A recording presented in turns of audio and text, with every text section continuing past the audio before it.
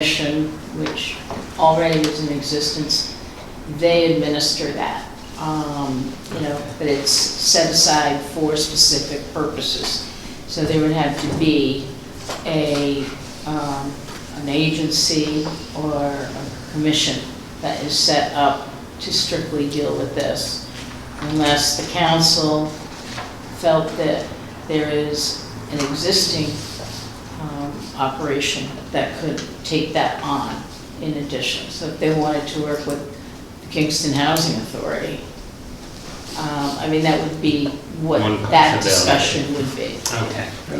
It lays out a sort of a broad agenda which the council would work within. It says guidelines for the use of said funds may include but not be limited to contributions to infrastructure, rehabilitation, land costs, or direct subsidy to reduce the cost of dwellings or other sites. Thank you. So I think we also have an agency now with the city that can buy property and rehab property, and maybe that would fit into it somehow. You can do that and then, no. Well, the last time we discussed this in some depth, there was also concerns about, there's affordable housing development that's rental, and there's affordable housing development that's meant for ownership. Right. How are we going to track that an owned house developed under fair or affordable housing rules remains affordable through title, title changes and different people with different incomes wanting to buy a house? That to me is going to be pretty Typically, complicated. that's handled by decreasing some due on a sort of mortgage-style document. If you hold it for 5 years or less, you have to pay back X dollars, and then 10% comes off over the following 10 years. But the next time somebody wants to buy it, Would that be have? do they have to income qualify for it? Where does it stop? Yeah. Yeah, it would. The classic would be a mortgage way of doing this, so that the money on sale would go back into the fund, for example. Or a portion goes into the fund and a portion goes to the homeowner. There's about 10 ways to do this. And there'll have to be an agency, a public agency, a nonprofit agency selected by the common council and delegated to administer the program, which would include developing procedures to track those things and to keep track of them. That would have to be developed, but there's already a provision in the draft which establishes the basis for that, which says affordable housing units shall remain affordable for the length of time the building in question contains residential units. The agency appointed by the city of Kingston will be responsible for ensuring the long-term affordability of residential units within the development. This includes ensuring that a minimum of 10% of the units within the development are dedicated to affordable housing. So while there's, the devil's in the detail, but it does assign that to the city council. That's going to be pretty complicated. Yes, it will be. Not on rentals. Oh, who does it now for projects? For the For affordable housing percentage that? for community development, Oh, they follow it all the time, so they follow and the then agency they're that issued a does it special now? permit. So every year they have to be recertified. Okay, so we'd have to do something similar to that.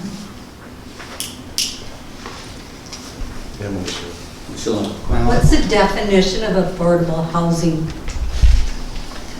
That is it's based on the HUD definition. The maximum income for a household to be eligible to occupy an affordable housing unit will be between 50 to 120%, very low to moderate of the Ulster County median income, with adjustments for family size. So obviously, a two-person family is different than a five-person family. That's what that means. And updated yearly as calculated by HUD. HUD does that on an annual basis, reevaluates that number, that value. So what's an example? Do you have an example? Income-wise? She's asking, it's 30% of your gross income is affordable. I think that's what she's asking. That's the guideline, they're different levels, Right. but no more Yeah, but than whose 30%. income? The median income. It's the The median median income of the income. county, 50 to Median income of 120% a- based on family size. Right, and it's as determined by HUD. I think it's either, I can't remember that, 30,000 or 42,000 per family, something similar. Well, range. it's- It ranges because the number of persons in the family Right. is So adjusted. it goes up higher. Right, It also goes by what the area median income is. Mhm. So Right. Ulster County's area median income is different than Westchester's. Right. Oh, yeah. So it's 50 right. to 100% And of it does say that. that, yeah. Right.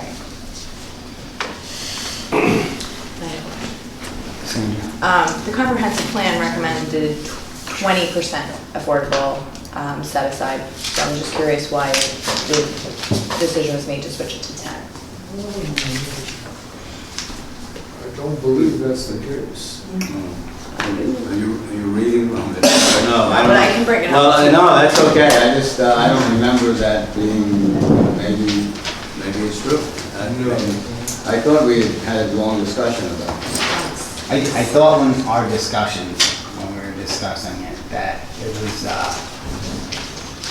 kind of thought that possibly if you go to a higher percentage discourages. That's right, yeah. Development, so we were trying to get more development and spread it out more in the city than just certain areas, I think. That was the idea, to make it citywide and lower, and as soon as to encourage more single family. I think that's. Can I comment on that though? Sure. Because, for one, if you keep it too low, then it doesn't really have any, effect, right? 10% of 10 is one unit. Secondly, it only applies to zones where 10 units are allowed, which is not all of the city. For example, the 10 units are not allowed in the R1 districts, or the... It applies to single, it applies to It's single. only allowed in certain districts, so it's not like... No, it applies to single family Single-family homes. houses. Right, okay, but single-family homes don't have 10 apartments in them. No, but 10 houses. 10 houses. One of them has to be- Subdivisions of 10. It's a subdivision. Like if you have a big piece of land and you subdivide it into 15 lots, 10% goes. We have land in the city of Kingston that's able to be 10 lots to be built on it? There are some large pieces of land. But I think one of the other comments we had during that was 20% allows you to reduce your tax assessment. 20% is the threshold for applying for a reduced assessment. Okay. So during the discussions, that was one of the comments that were made, that people that have then 20% affordable units would qualify for lower tax payments, possibly. That's an incentive to develop though, right? Could be. It could be. Okay. It also could reduce the overall tax collection for the city.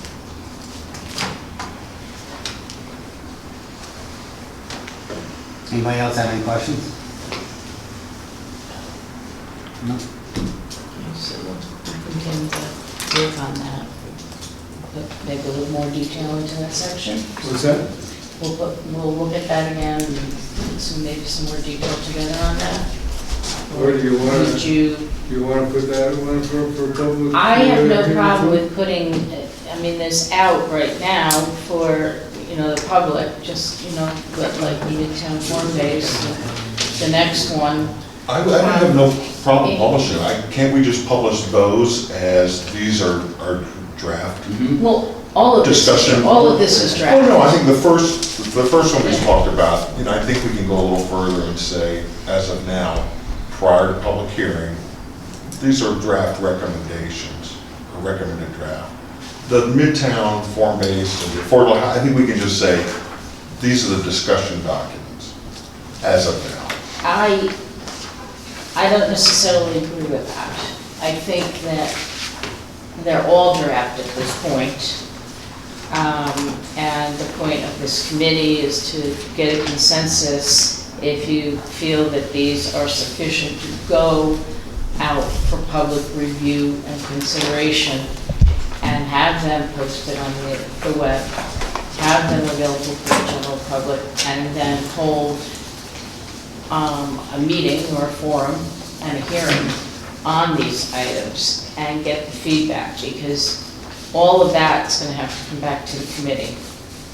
And then the committee will make final recommendations. I'd rather see the boundary tweak on the Midtown thing and the language tweak on some of the affordable done before I even pass it out as, here's what, we're gonna take the public hearing. That's my opinion. We're gonna do that, right? Yeah, that's what I, Yeah. Well, I don't know, is that the same as what? You said two different Is that two things. different things? I'm comfortable with the ones we passed on, here's what we're gonna, The first. for public hearing. Okay. I'm not comfortable at this stage. to put By those your other ones definition, out put the at other this ones out. point? Okay. I'm not. We're looking to just have one public hearing on this whole thing, right? That's our, Sounds like it'll be more like a You're public gonna have- forum. yeah. Public discussion. We'll be public hearing, and then from whatever we redraft or change at post-public hearing to send as a recommendation to the common council, they'll have to have their own public hearing before they. we're not gonna have a There'll be public two public hearing on hearing stuff we've already process. said, At minimum. and then the stuff. No, it'll be under one. open to the public for feedback, yeah. But really, what you're talking about is, somebody said, a public forum, it's an opportunity for the public to come and comment I on think this. that, you know, They need I something out understand there what you're to saying, comment Hayes. on, right? Well, I You're saying understand what you need Hayes something that is they can saying, comment. but I think that the information has been developed to a point where, rather than this committee continue to, you know, rehash it, let's take the opportunity and put it out there for public feedback.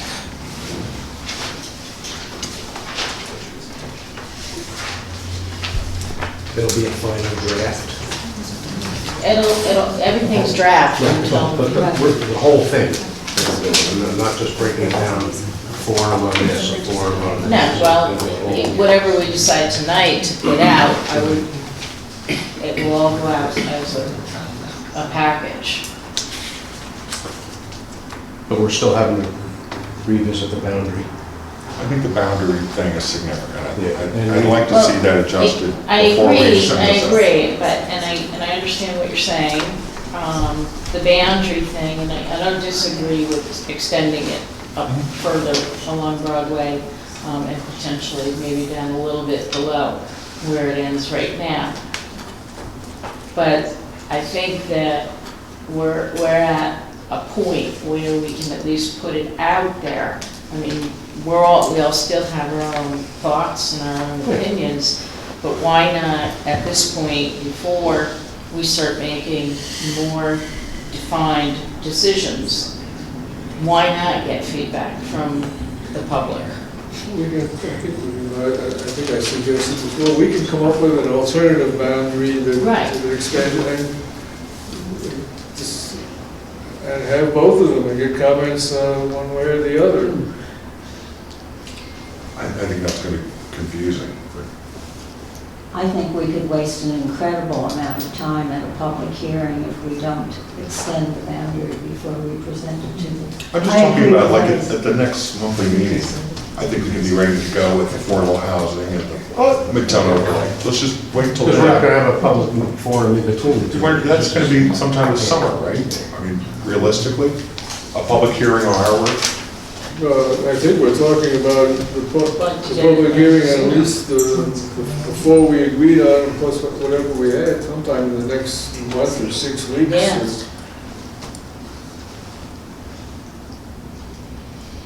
I mean, we can agree to. It's your decision, meet but we're gonna in drag it a couple of on. weeks, and I'd rather do that. I'd rather put out one recommendation for public hearing, and I'd rather get the boundaries right. and, okay.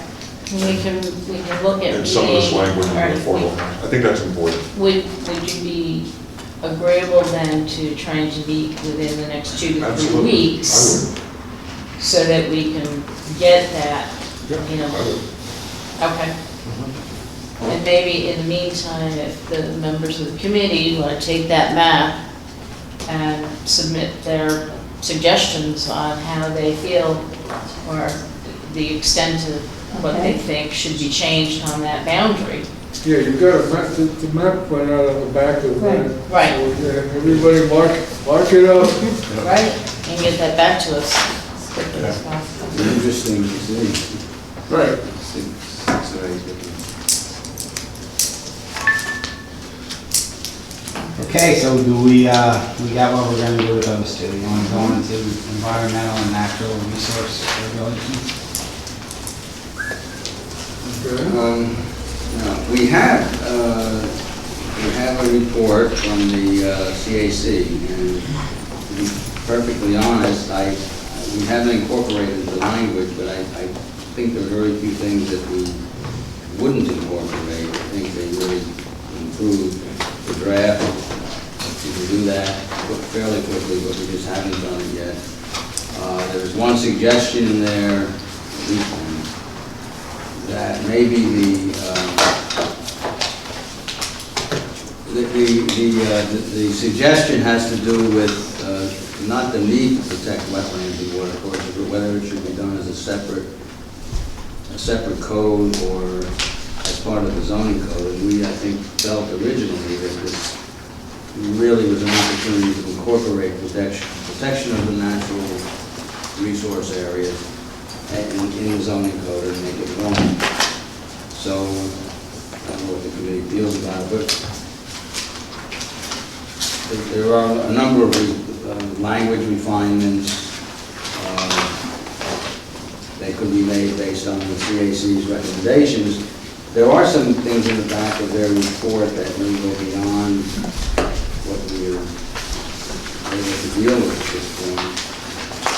They're not far-fetched at all, but I think we wanted to deal with parking, and that was one of the other suggestions. Density is in the comprehensive plan. But regardless, my suggestion is that I think we'd like a little time to incorporate a few language changes. I feel pretty comfortable with the, code as we drafted it, but can always be improved. So, Do you think that language might be ready prior to a meeting in 2-3 weeks? yeah, I think we can do that.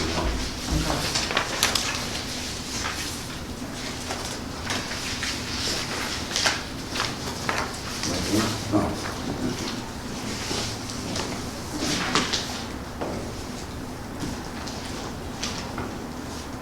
Okay, so we got, Okay. Okay, items for discussion at future meetings? maybe we were getting we had discussions in the past on the process to eliminate confusion and conflict and redundancy between historic and design review. We ensued a conversation with SHPO. We had a small subcommittee meeting last Thursday, which addressed it. Maybe one of you want to bring us up to date on what SHPO said, and we can talk about what the discussion was Thursday. You want me to do it, or you want to do it? Yeah. Okay.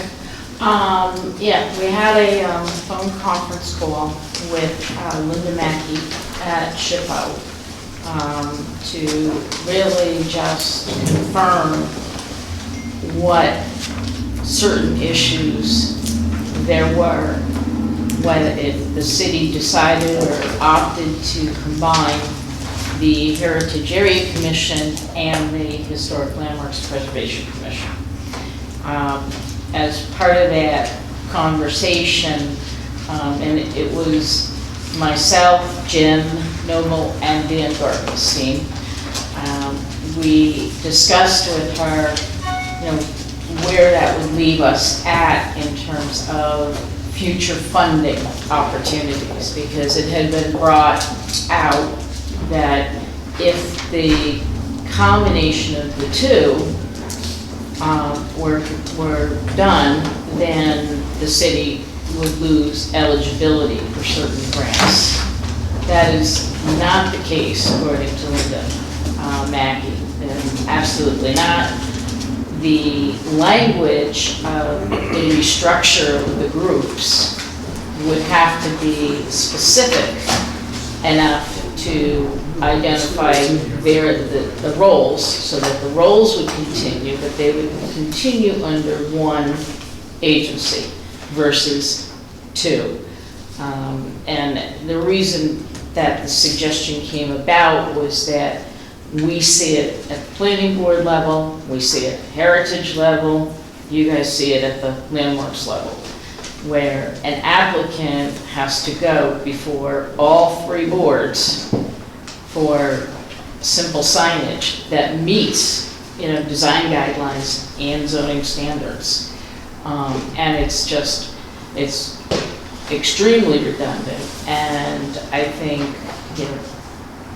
something that to expect an applicant who wants to invest in our community may jump through all those hoops. So our thought was, to combine the two groups into a smaller board or a smaller commission that would oversee the functions of those agencies as they currently exist. So nothing would be dropped.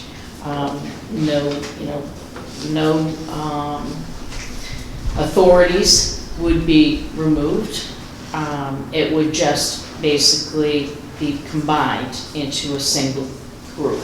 And to me, it makes perfect sense. And she agreed, and so we talked about numbers. We would be looking to reduce the number of this group to a 9-member board with alternates, with 3 alternates. Those were numbers we kind of tossed out to her. And she said that sounds plausible. And it'll take a lot of legal ease on Dan's behalf. He's going to have to do a lot of writing and drafting of language that will have to also go before the council. And there will have to be, architects, historic architects that are on there. And individuals will have to submit resumes documenting, their historic preservation backgrounds or interests, so that we're not losing anything in that, losing anything in the value of that combination. With, Heritage, as an example, Heritage does the local waterfront consistency reviews. That would become part of, all of the functions of each board would just become part of this body, one body. And so individuals then that would be coming to the city to do any project would go to one entity. That's it, What rather would it than- be called, Sue? What would you like it to be called? The Pat Murphy? No, I was just wondering if what they we did- do ours. And I would encourage all to go on. The community that she referred us to was Sag Harbor in Long Island. Well, I looked at that. I mean, it's a kind of quasi.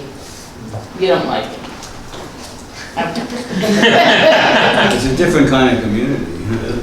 Well, yeah. Do you have a relatively unique status in Kingston where you've got both a heritage area and certified local government? Right. Saratoga is another, I think, community to take a look at as an example. Yeah, That's more likely, I haven't looked at Yeah. it, but it's more likely. Yeah. And you've got, I don't think, you've got, a local waterfront revitalization program. Which I Right. doubt if Saratoga has. No, but I mean, I don't think it's insurmountable that I we think, can. I think taking the existing functions of the two boards, Right. basically, and integrating them, and, where they need to be integrated, and making clear where they're separated, I think that's certainly the place to begin. I mean, So So you're gonna draft something up then, Dan, on, so is that what you're saying? If you would like. That's what Sue is right now. Did we also need to like close the loop with the Department of State just to make sure that they were, Yes. thought it was fine? Yeah. Sue's supposed to be doing. I haven't called him yet. Were we gonna do something like penalties and things like that that probably don't exist now? Penalties that they don't follow the recommendations of the board, business. Right, I mean, that would be a separate whole, I think a whole separate feature, because, I mean, the same would be true for, if somebody, if they get a site plan approval and they don't follow their approval conditions. We have to, that's a whole nother separate category of this whole discussion. I don't know if that belongs in zoning per se. Dan, you can chime in. Dan's not chiming in.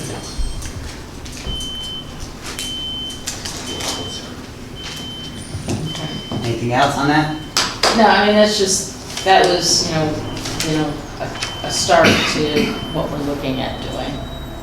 And, as I said, Dan said, we met last Thursday evening. Hayes was there, Mark was there. So everybody at the table at that meeting seemed to be in general consensus that And the new this is board. moving in the correct The direction. new board will have all the authority and power that the two boards have now. Correct. Yeah, no thing would be lost. I think it's a good thing. All right, you want to briefly discuss like uptown core area? Uptown options? core area Yeah, so- options. Round out core,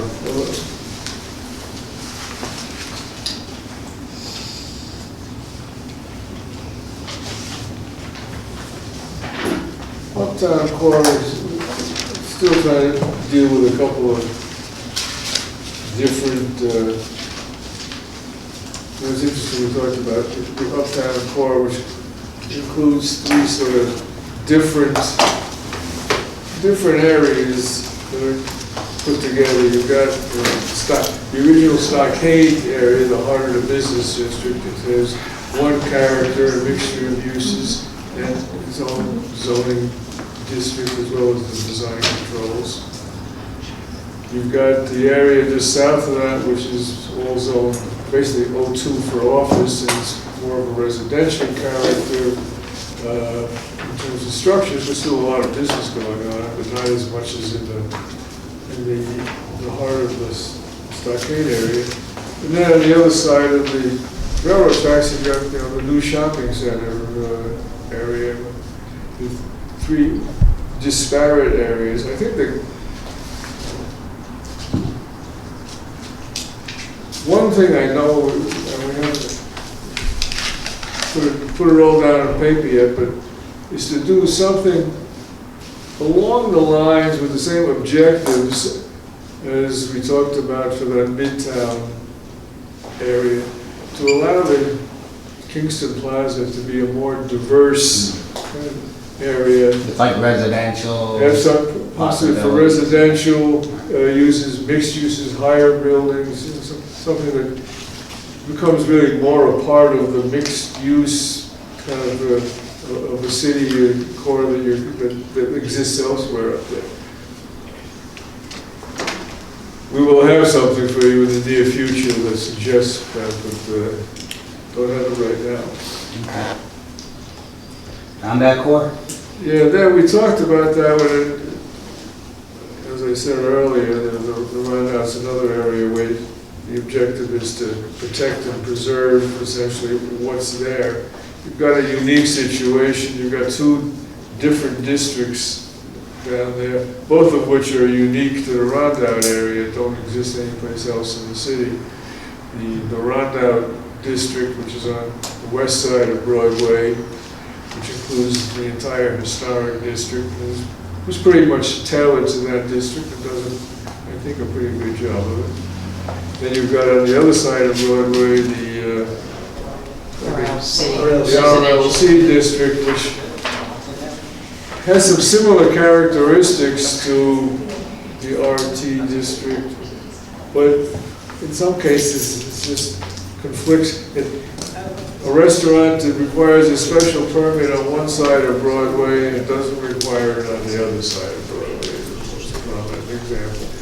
What we proposed, and we reviewed it a few meetings back, was some modifications to that RLC district to bring it into conformance with the RT district. They're not exactly dramatic changes, but they're tidying up existing concerns. That was, Are these things that were born out of urban renewal, was that what? Yeah, well, no, the RLC, I mean, was a result of the rezoning updates back in 1985. But that covered the area that well, they both, the RT was done back. That was done the same and time. the RLC was probably more, was done when the proposed housing, which now lines Broadway, was proposed and was a means of allowing it. But I think it was done in 85. I'll check.